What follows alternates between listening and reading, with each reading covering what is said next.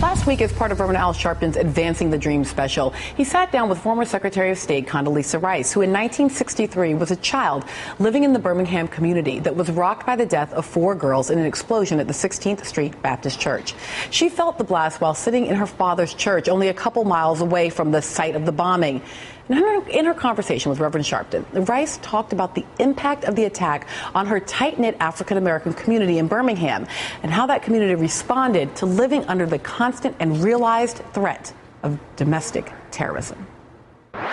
For kids in Birmingham of my age, I was 8, it was, how could these people hate us so much? What is this? Well, your dad actually had a watchman group on the block. My father and his friends formed a brigade to keep the community safe. They had their shifts with their weapons out there to keep night riders out of the community. Now, I don't think they ever actually shot at anybody, but they shot their guns in the air once in a while. But that was how they protect. The police couldn't protect you.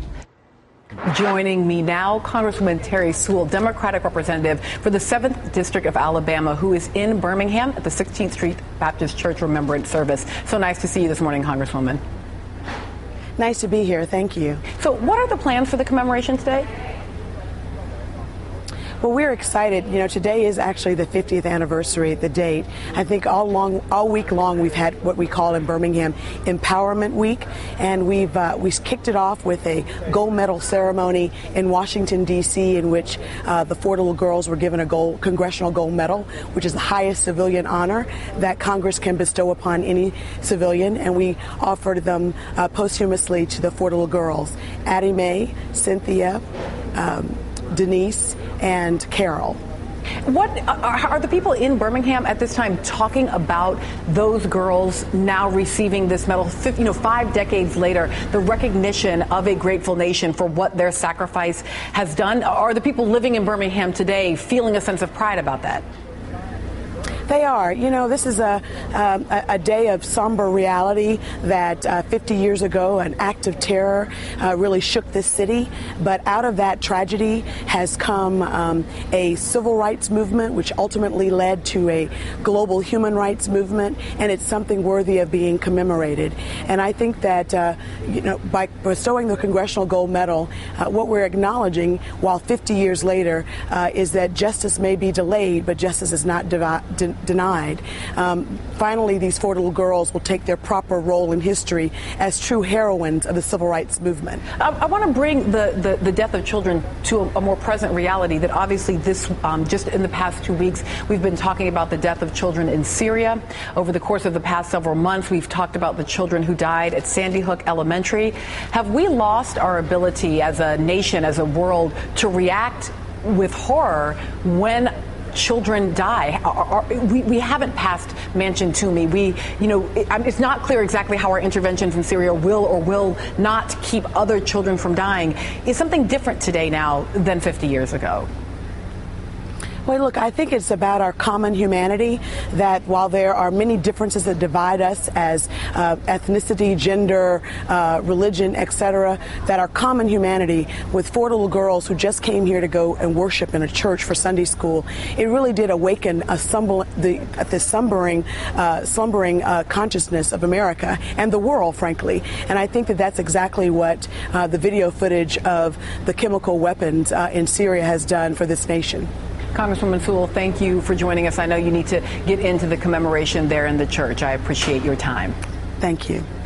So let me come back out to the panel. I want to go back for a moment to listening to former Secretary of State Rice talk about her father and others in the community forming armed self-defense in response to domestic terrorism. And, when I heard her say that during Reverend Sharpton's special last Friday, I thought, whoa. And then she becomes the Secretary of State after the great act of American terrorism that we think of 9/11, in which and suddenly I read Condi Rice differently. Like suddenly it felt like a different story to me than what I'd heard before. Exactly. You heard a story about somebody who said, my father would protect me, so I need to step in and try to how to protect this nation, too. Yeah. It doesn't make me agree with her, but it did change my perspective. Yeah, it did change the perspective. And when you think about, I think people are always surprised to realize that Condoleezza Rice was there in Birmingham because they're thinking, how could she make those choices?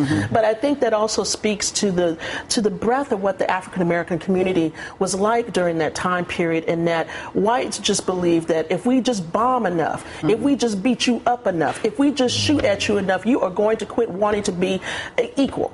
And that's not the case. And the other thing I think that people do forget is that the roots of that notion of an individual right to bear arms are in the black, not the white community. Because it was armed groups of African Americans. I heard this story when I was in Sanford during the 40s. They had to, and in the 30s, they had to form these armed militias to protect themselves because your homes were being bombed, your churches were being bombed. The dynamite stick was the weapon of choice, not the gun, as well as obviously lynching. The weapon of mass destruction. That was the weapon of mass destruction. And so African Americans were arming themselves. And you have a lot of African Americans, particularly Southern blacks, who still believe in this, I have to have a gun, and having a gun in my home. Let us take this one step further here and maybe connect a few things. The March on Washington in 1963 was organized by A. Philip Randolph. Yes. A. Philip Randolph, the great leader of the Sleeping Car Porters Union, says the seminal moment of his youth was remembering his dad at a time of a race riot or of some sort of racial challenge.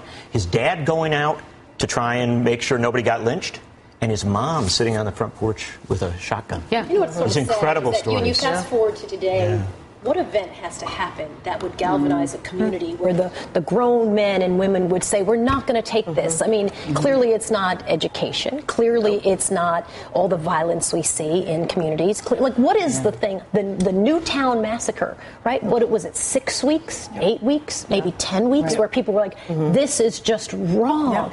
And yet, how many other school shootings have happened since then? Is it that only 3 children were killed, or 2? I mean, I sort of feel like we have become desensitized, and it's harder to galvanize a community. Say, you know what?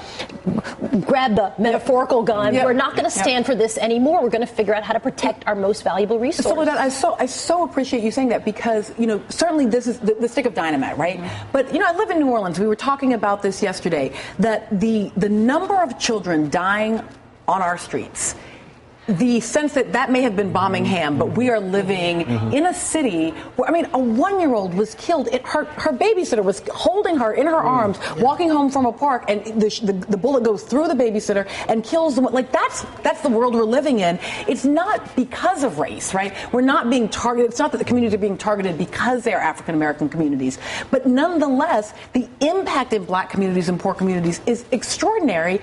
And I don't feel the grabbing of the metaphorical guns here to kind of say enough.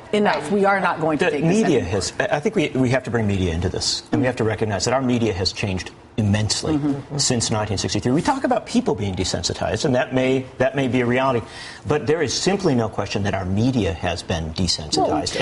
Let me just finish this concept just for a second, just to say that if you look at what happened after the Birmingham church bombing, that was the story of that week.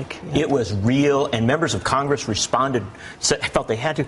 Today, Newtown did resonate for quite a while, but unfortunately, I think folks who don't want change recognize with our media's short attention span, they can wait it out. Pause for me for just one moment, because we are going to pause now for a moment of silence. This is the time of the bombing in Birmingham 50 years ago. And we want to acknowledge the 4 innocent little girls that we lost that day.